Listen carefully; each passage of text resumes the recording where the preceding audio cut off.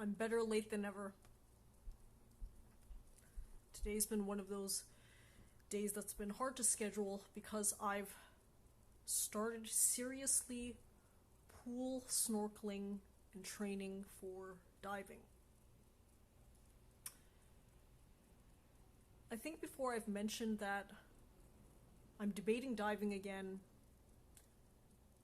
and the real obstacle to my decision was my own self-training. Of course, in scuba diving, at the end of the day, unless you've invested in all of the full equipment from head to toe, you have to hodgepodge something together. But I've hodgepodged something that works well because I have close foot access to a pool that I've vlogged from before. I was actually going to vlog from it again today, but shit happened the way it happened. I'm so happy that I vlogged my original progress because I actually recalled it, listened to it, and absorbed the lessons that I learned from the first time around. That's why I may be scuba diving like it's 2099. That's when I attended scuba diving school and achieved my PADI open water scuba diving license. But unfortunately, it's been a long, almost 2 years since I've done this activity because the pandemic blew my scuba diving framework to smithereens, as it did for a lot of people. Pandemic. Retching onto your goals and pulling it out like a raw heart beating. It still has life, but it's been gruesome. So what have I learned in the ensuing 2 years? I've learned that of all the extreme sports that I've dabbled in, scuba diving is the one I've invested both the most time in and the one that causes me the most anxiety.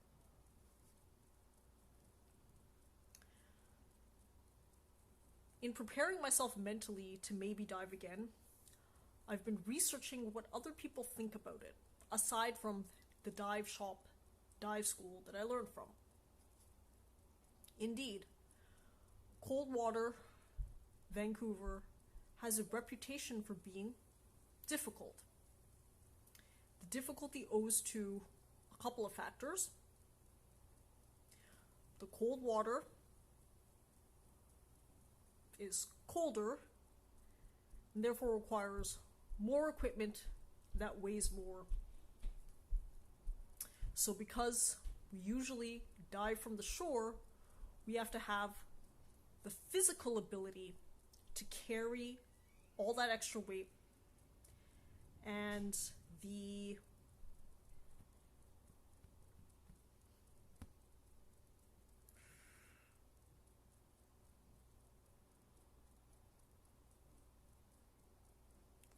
physical toughness to weather the cold.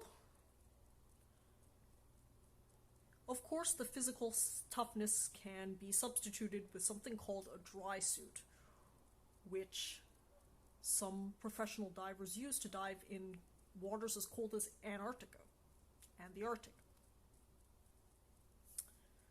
But my intent was always to learn to dive at home, even in the tougher conditions, so that I would be 100% confident in the easier, lighter conditions in the tropics. Of course, because I tested for my PADI open water license at the end of 2019, and before my backpacking trip that included my 100 and 101st UN countries, I actually could have dived in Jacques Cousteau's famed Red Sea. But instead I had to leave it at Jacques Cousteau's famed Pacific Northwest, because of a number of factors. Until I landed in Egypt, which would have been the drop-off point for the Red Sea, I really was up to a number of different factors working together to mold that part of the trip. First, I was on a cruise ship. Second, cruise ships in that area of the world were extremely rare. In that year of 2019, only a handful of cruise lines stopped or ported in Egypt. Third, the port they picked was the safer port of Safaga, which is near Hurghada, but very far from Cairo, Giza, and the pyramids of Giza. So, the Red Sea was always going to be a contingency dive for me. I wanted the license in case something cleared up in the schedule, but as expected, I actually executed my Egypt plan to perfection, and even over perfection, because I ended up inserting an extra day on the Nile River in the Valley of the Kings in Luxor. So the part of the Egypt trip that really determined everything was whether I'd be able to land trek several hours from Safaga to Cairo. That was a gamble, a risk that even the cruise line with its heavy resources never took. They probably took it as too risky given the factors that weigh them down, being the number of people and the logistics, with an overarch of safety questioning really breaking their confidence. But where the cruise lines might have these problems, I observe these problems as opportunities because I'm lean, I had a small party, and I negotiated my way to the Cairo pyramids with a dash of luck, because that's actually what all adventure does rely on to a certain extent. The L word, something that I'd prefer to be less of a variable in the equation of success. But the reality is, the big L word, luck,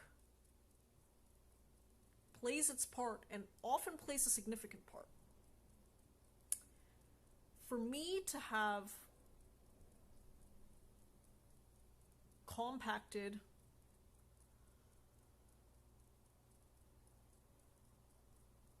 an itinerary that includes the Giza Complex, Sphinx, National Museum,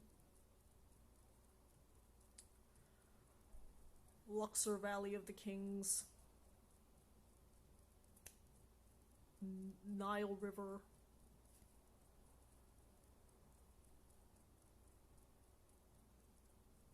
and other highlights, small, squeezed in between,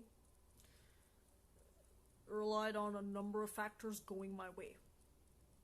First of all, I researched and did the vetting of my tour company in advance, and I went through every single tour operator advertised on the internet that operates in Egypt. Anybody else could have done the same thing I did, but it was attrition, really, because day after day after day I'd be contacting these people, vetting them, cross-referencing them and their licenses. Finally, I found maybe 3 tour operators that could provide what we needed. I think where some people went wrong is they thought that they rely on planes. The problem with planes is that in Egypt especially, they have a poor reputation when it comes to timeliness. But timeliness is actually the thing you need when you have such a gargantuan task to fit into 2 days, 1 overnight. Realistically, what I accomplished in that short amount of time, most people would take at least a week to spread it out. But unfortunately, I had no such time because I decided to enter Egypt on a cruise ship, and the cruise ship already generously provided an overnight in 2 days. That's one of the drawbacks of cruise ships. Cruise ships are one of those things where if you had a highlight that you wanted to guarantee yourself in seeing, you'd have to have probably a plan A, B, and C.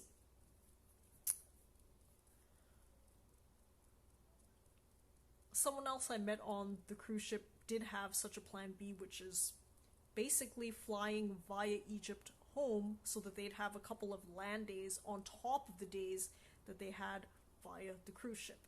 This cruise ship actually started in Italy, ended in United Arab Emirates. So, yeah, that could have worked, but routing air through Egypt like that was going to be extremely expensive. So I took a gamble. To be fair, mostly these gambles do work out because in all of my cruising, which has been a lot, I've been awarded a bronze medallion for over 100 days, probably close to 150 now, spent on board. With more than that in ports, we've only really had trouble outright missing a couple. But of course, even if the odds are in your favor, if that happens to be the port that you miss out on, shit sucks. So that's part of the adventure of adventure traveling. That's also why I've been struggling with this UN countries numbers game.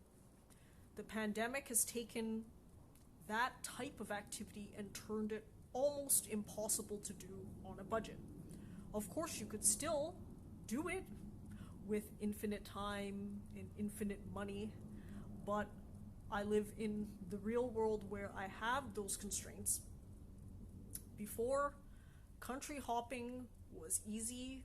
You could do it by cruise, by land, by flight. I usually chose by cruise and by land. That worked out really well for me.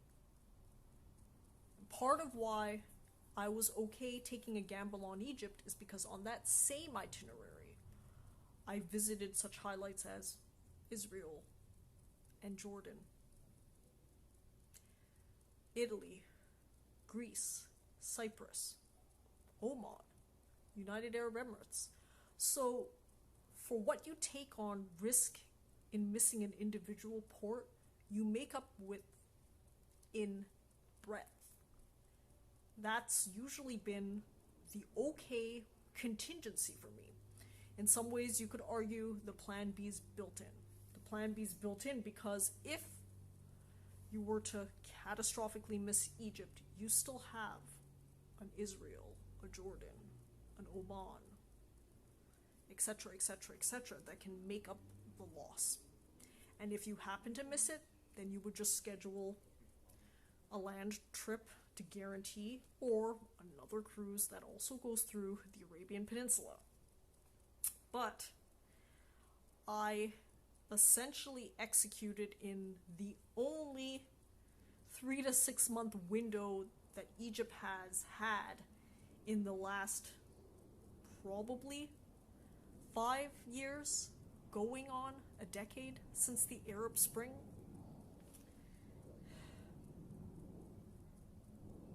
That's why the country hopping, the country UN checklist is so hard to give up. Because for me, even with wild animal encounters, having them occur in at least new countries has always been a built-in contingency again. If for whatever reason you miss a specific animal encounter, a specific animal trek, you always at least ticked off another UN country. Why I'm being topsy-turvy in my head, deciding how to reintegrate into external adventure again, is that I really am trying to hang on dearly to the pre-pandemic adventure lifestyle that I built. I've yet to figure out if I can enjoy that same lifestyle for the same budget cost. Again, obviously, if resources are infinite, time, money, you can accomplish anything. Part of the challenge of being a backpack adventurer is that you're trying to accomplish all that on a budget.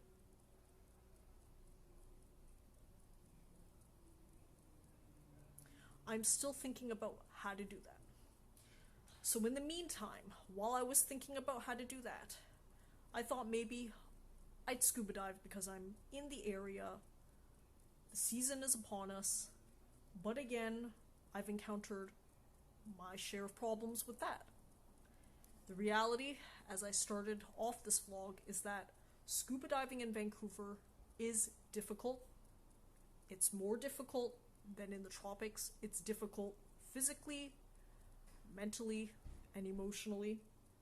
So, if I want to stuff some external adventure into these precious days of summer, I have to act fast, I have to act decisively, but I have to act with confidence. Part of confidence is doing my own pool training. What I basically do is have my mask and snorkel, and I try to simulate what it would be like to dive. To be completely honest,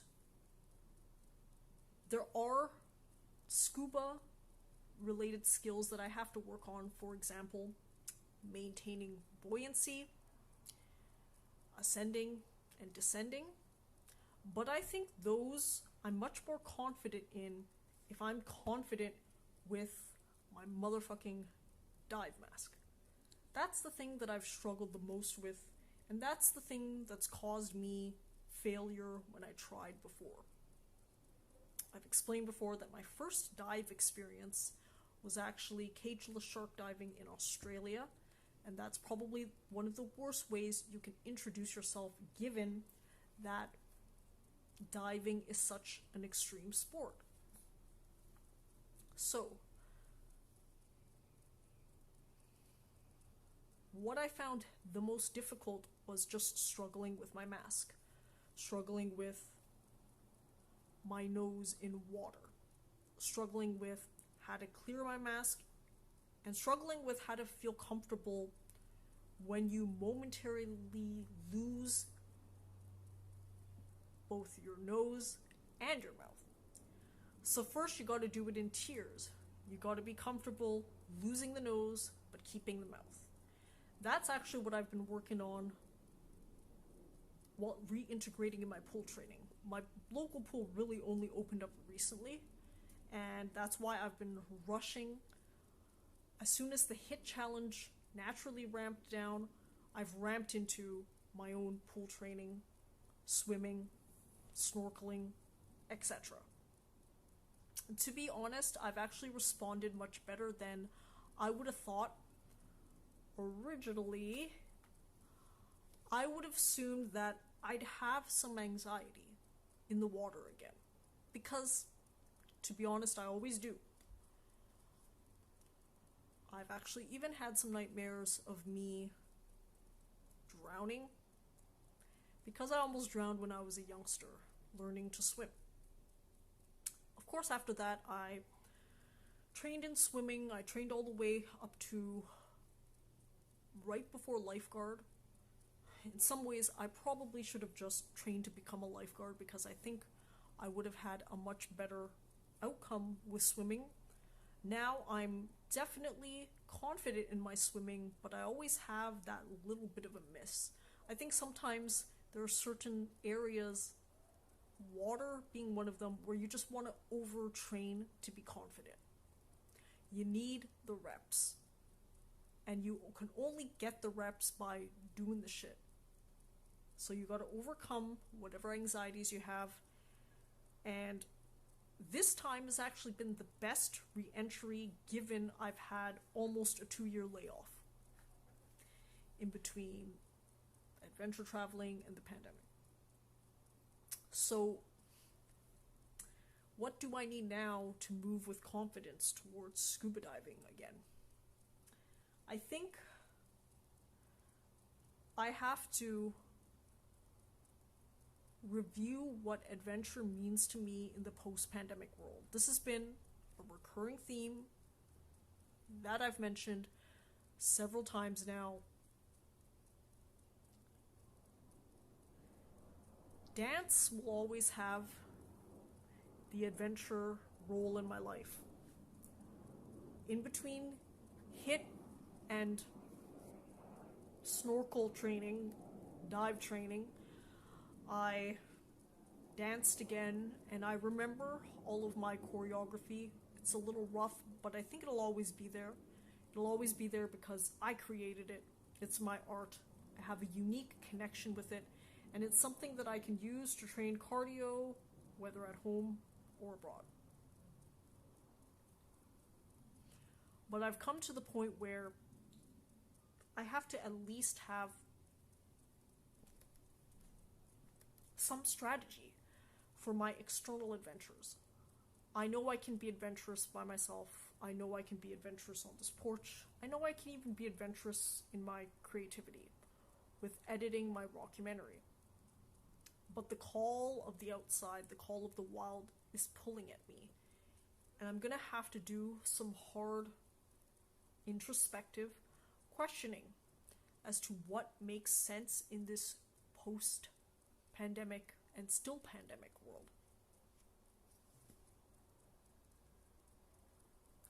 What makes sense? In some ways, maybe some people like me are just redesigning their lives in wake of all of these new constraints and opportunities. In listening to my previous vlogs when deciding to train scuba diving in the first place, I'd already started pivoting from country collecting to animal encountering. But that's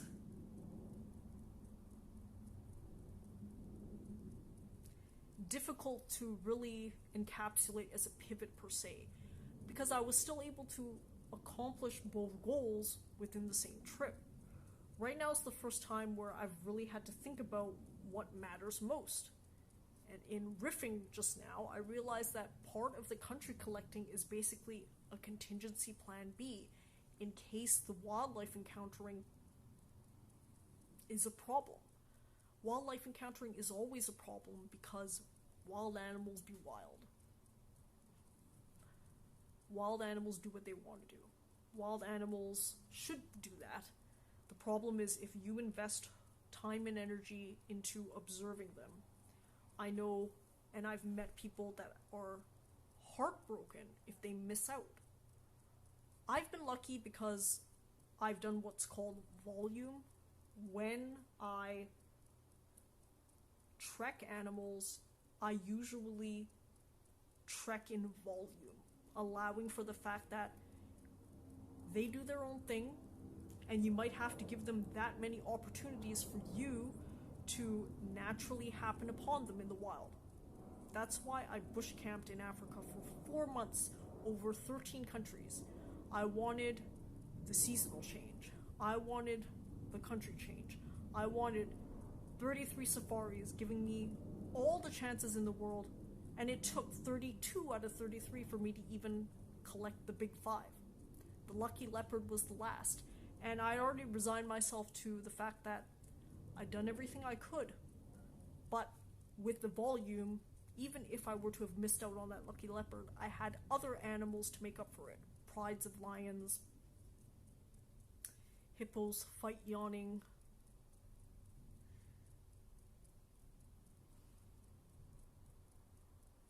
and all other of animals that I've explained from before. And even without animal encounters, those situations would have been worthwhile because I also included new countries, new cultures, new experiences. But I've encountered people who've traveled solely for animal encounters, and they were disappointed without specific ones. First of all, they gave themselves too tight a deadline, too tight a timeline, and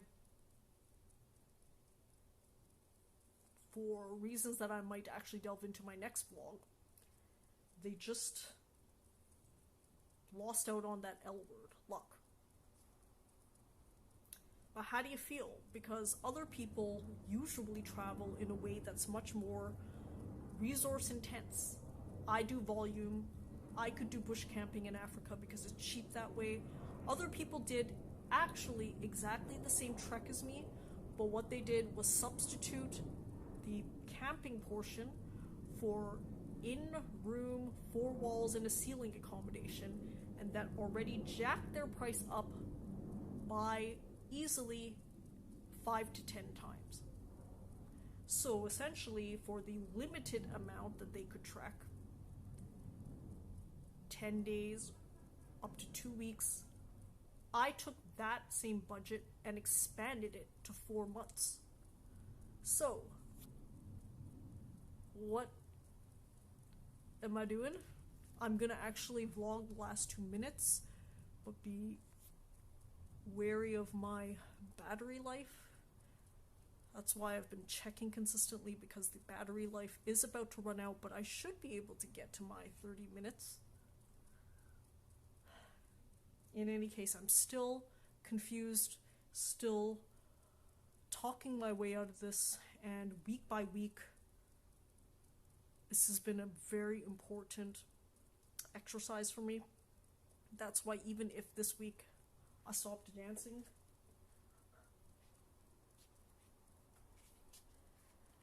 I progressed.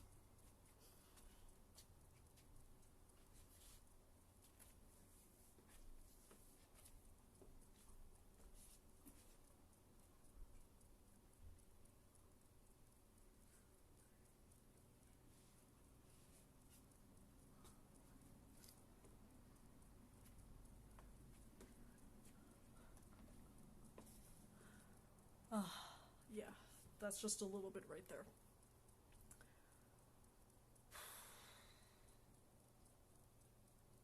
I'll get it together eventually.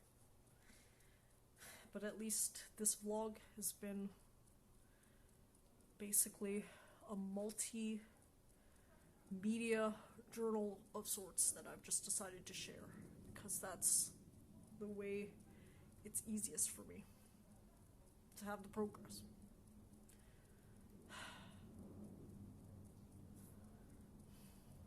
Oh my gosh.